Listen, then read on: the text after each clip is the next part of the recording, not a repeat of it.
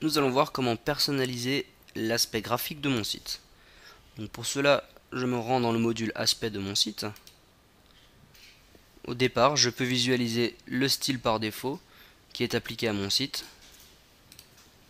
Voilà. Et on va maintenant voir comment le personnaliser à l'image de votre société. Donc, pour cela, on va créer un nouveau style à l'aide du bouton plus.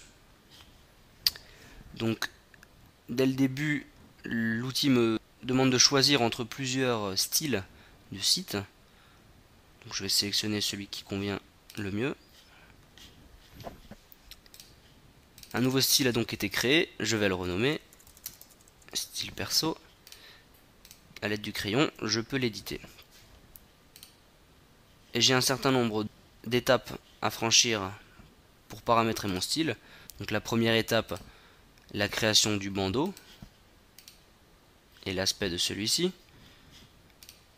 Le choix du bandeau.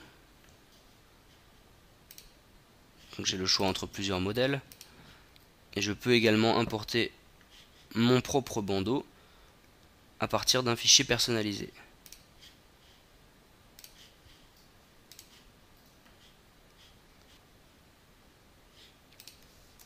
Je vais passer rapidement sur les différentes étapes. Donc ajouter du texte dans mon bandeau.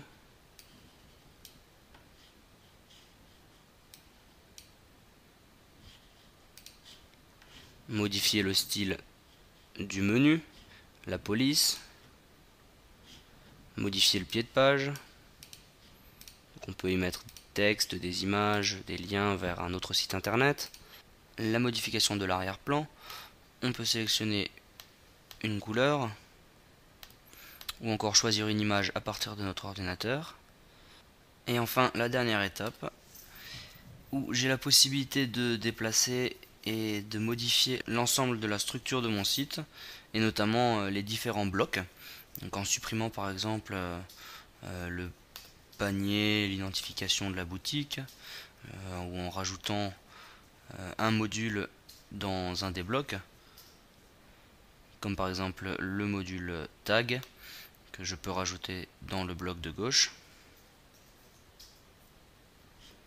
Et la dernière étape permet aux utilisateurs avancés d'éditer le code de chaque page et le template global pour modifier la position de chaque bloc et le style de votre site.